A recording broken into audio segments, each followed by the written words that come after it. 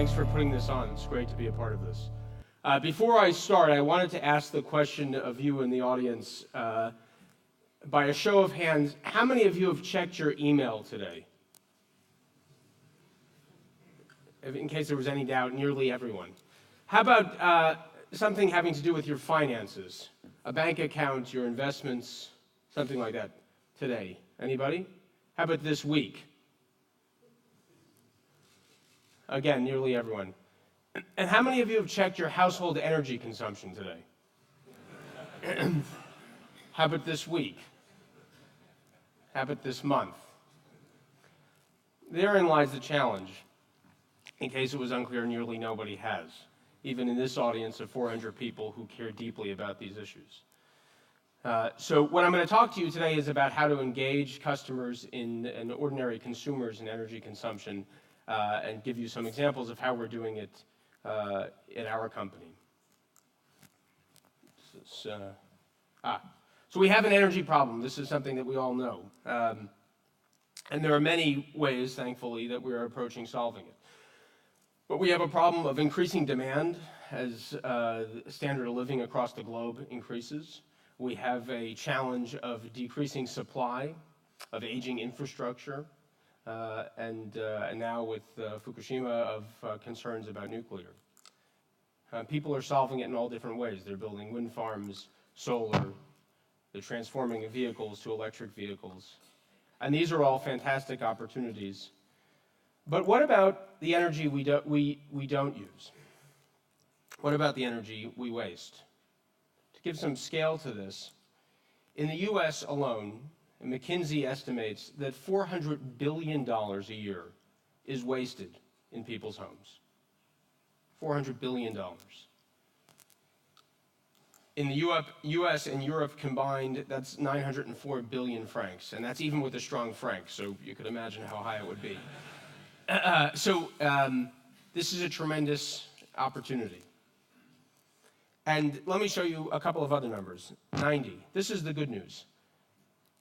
How many here actually think wasting energy is a bad idea? Raise your hand if you think wasting energy is a bad idea. Not everyone.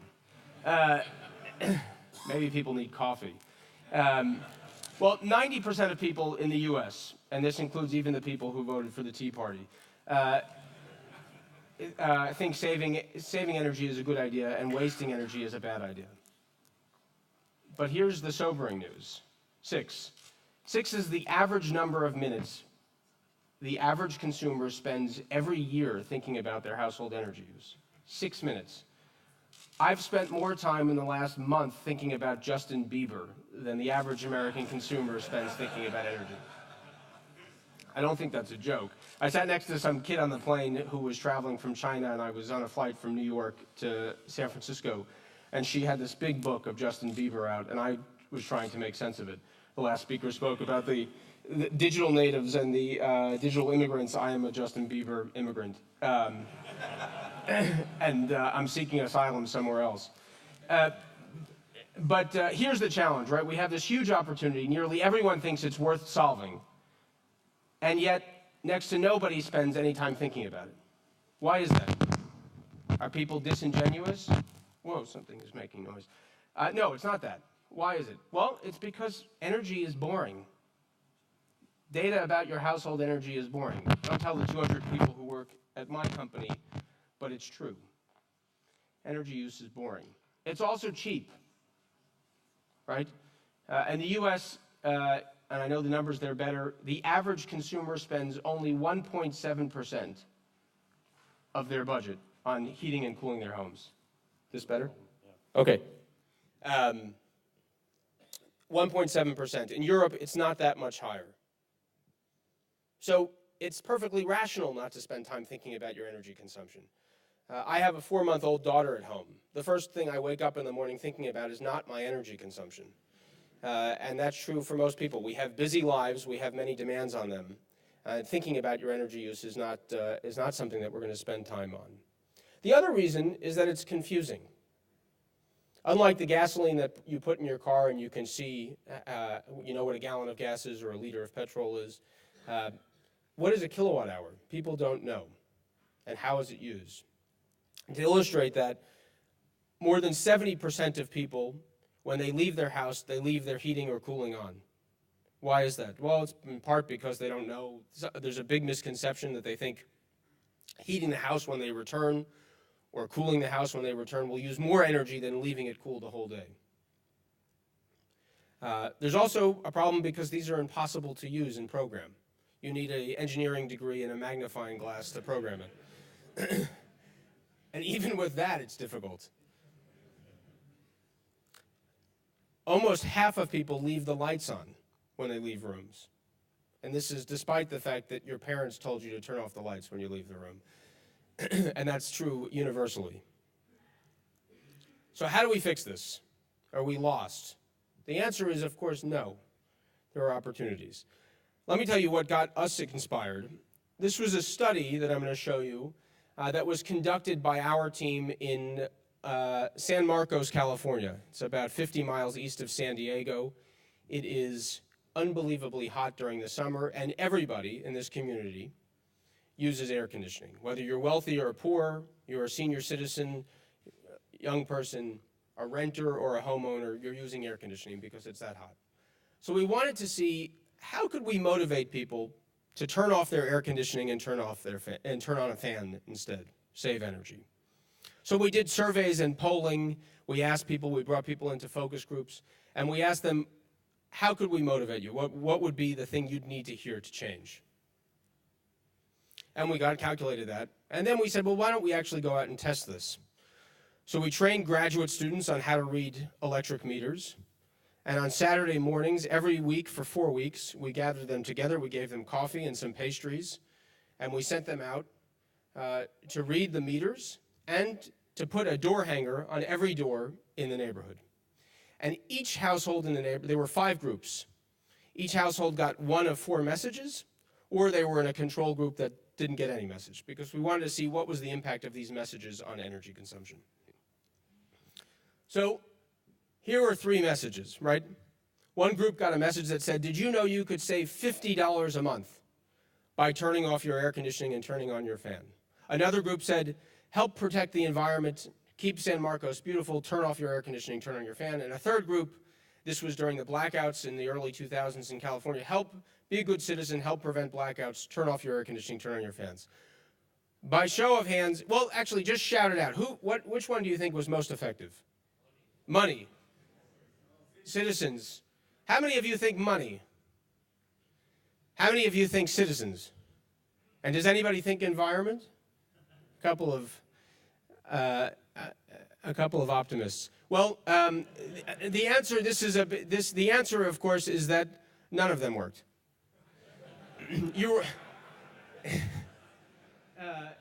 We did this every week for 4 weeks. We drank a lot of coffee. We ate a lot of pastries. Graduate students learned something practical, how to read electric meters, and yet no impact on consumption. But of course, I told you there were 4 groups. And there was a 4th group that got a message that simply said, did you know when surveyed, 74% of your neighbors said that they turn off their air conditioning and turn on their fans? This in the focus groups, if I asked you guys, you would say, this doesn't work. Who cares what the neighbors do? I have parents, they told me it doesn't matter what my neighbors do. This is our house. Well, 6% drop in consumption by being told what the neighbors do. Parents, you're facing a losing battle. There's a 500 million years of human history that have taught us to look to others to model our behavior. And there are plenty of examples of this, right? This is in the US, but you have it here, household recycling. Bins are put out in front of the house. Every Tuesday morning, I have to put the bin out in front of my house in Washington, D.C. If I go outside and on my way to work and I see everybody else's bin and I've forgotten to do it, I remember and I go inside. It's one example of how behavior is modeled. In fact, when recycling programs were started, there were hypotheses that it wouldn't be long-lasting. It would be a fad. People would get tired of this, and they built excess waste capacity. It turns out it's not a fad at all, because every day, every week, when it's time to put out the recycling, you're reminded that other people are doing it. We make thousands of decisions, small decisions, every day. The The most important decisions we apply rational thought to. Most decisions, we just look to others to model our behavior. And energy use is one of them. So this is what we do. This is one of the things we do. There are over 10 million households in the U.S. who we serve with this kind of information. We provide them context to understand their consumption. We show them how their energy consumption on a monthly basis or on a quarterly basis compares to their neighbors in similar size homes. It turns out to be very motivating. But this is only one of the challenges, right? If it were as easy as recycling and you knew everybody's doing it, I just have to put my plastic and my aluminum and paper into bins and put it out in front of my house, that would be fine. But when it comes to energy use, there isn't one thing to do. There isn't two things to do. There are hundreds of things you could do to change the way you use energy in your home. And people don't have the first idea as to where to start. So when we started our company, we looked to other companies, other industries that did an exceptionally good job at segmenting and providing targeted recommendations for people as to what to do. And one of the best is Amazon. Amazon sells over 1 million products on their website. But they send each of us emails, or most of us probably. And when they send us emails with maybe 5 things, maybe 6 things, based on our previous purchases and what things they think we're going to like. They're not always right, but they do a pretty good job at targeting offers for us, and they've built a big business on it. Though there aren't millions of things that you can do to save energy in your home, there are hundreds, and shopping is much more exciting than saving energy. So it's incumbent upon utilities and those of us who have the information to provide this kind of segmentation. So what we do as an example is we take data from the utility, we take data, and they are our clients. We take data from other sources, from weather data, from local land offices and parcel offices, demographic data. We combine them and we run analytics. We've been developing these algorithms for 4 or 5 years now. And then we target specific recommendations to customers, just like Amazon. So in this case, this is a customer who was doing fairly well overall, but when we run the analytics and we see how their energy consumption compares on the coldest days of the year, we're able to disaggregate their heating from their heating from overall usage. So we run sensitivity analysis essentially to how temperature change affects energy use. And we're able to tell them from 30,000 feet from far away that they're using way too much on heating. And then we provide targeted recommendations to them based on that understanding. If a customer wants, they can go online and interact even more. But of course, we know that very few customers are going to take the time to go online, so it's important to deliver the information directly to customers. But that's not it, right? Because it's not just about knowing that heating is the problem, and that prompts certain behaviors. But the opportunity, that 900 billion franc opportunity, is not just about behavior, it's also about getting people to make investments in their home. And one of the ways in which we help them do that is by then pairing this with specific offers and coupons to help those customers save, to help them make that investment. So we've gone over 2 things. One, behavioral science, which we use to engage customers, to target them, to get them paying attention to something that is otherwise boring. And then we use the data analytics to target recommendations. The third piece that we're using that is crucial here is, of course, giving information to people when it counts. There are some people who believe that all you need to do is provide a device in the home that shows people their energy use in real time, just like this is showing me how much time I have left. EKG of their energy use. How many of you think that would be exciting? Well, there are a few energy geeks among us. But for the lion's share of people, they don't have time to pay attention to their energy use all the time. This is not about getting people to take the 6 minutes a year that they spend thinking about their energy use and make it 60 minutes a day. This is about prompting people when it matters. So one of the things that, Isabel spoke about the smart meter. One of the things that smart meters allow us to do is to deliver information to customers when it counts. Let me give you an example from outside of the industry, something that you're all familiar with. when you're on track for a high bill on your cell phone, or you're on track to use more than your data allotment, you get a text message, right? If your bank or credit card company thinks that you've made a purchase that seems suspicious to them, they'll call you and say, we're concerned. Yesterday you were in Washington, D.C. Today there's a purchase that's made in Zurich for 1,000 pounds of chocolate. Is this, I'm very strong. Is this really you, right? These are the kinds of services we've come to expect from other providers, from financial services, from telecom. But when it comes to the utility, this hasn't existed yet. We've just introduced it. Now, with smart meters, it's the opportunity, as we take data in from the meters, not to show somebody their usage in real time, but rather to run the analytics for them and only notify them with a text message or an email or a phone call when their usage seems unusual, when they're tracking towards a bill that's higher than normal, when over the last period of time there's something unusual that we want to prompt their attention to. And then we'll send them a message that looks just like the things they've come accustomed to from the financial services. So how does this all come together? This is the platform of services we provide now to 10 million households in the U.S. We deliver information through the mail. Actually, is one of the most powerful ways to communicate with customers. As anachronistic as it seems, we have 3.5 million customers who get information through the mail, and that's again because people aren't out looking for this. And the way most people have a relationship already with their household energy use is only something that comes once a month or maybe once every 3 months. It's a bill from the utility. Today, that bill is Byzantine and nearly impossible to understand, but the opportunity is to take that channel of communication and transform it into something that's actually useful.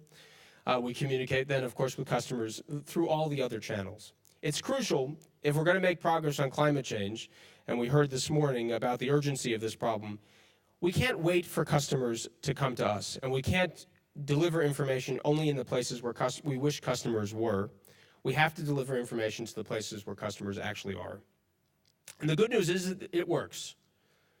Across millions of homes, and now 3 years in, the average consumer who's receiving this, and not a single consumer signed up for it, we just start delivering the information to tens of thousands or hundreds of thousands of customers. The average consumer is saving between 2 and 4%. These savings have been independently verified and have been sustained now for more than 3 years. These are some of the organizations that have independently verified them. Here's the impact we've had to date. 450 gigawatt hours of savings, 44 million Swiss francs back into the pockets of consumers instead of burnt up at a power plant, and a lot of CO2. The good news is we're growing quickly. Over the next year, this is the impact we're going to have. But of course, this is just scratching the surface.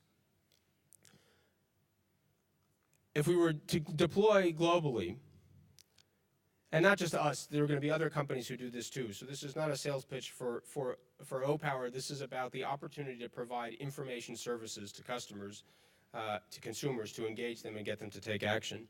Deployed globally, we'd have the equivalent impact of taking 150 power plants, coal-fired power plants, off the grid. It would be the equivalent of almost 250 million flights between New York City and Zurich, so I could come back frequently.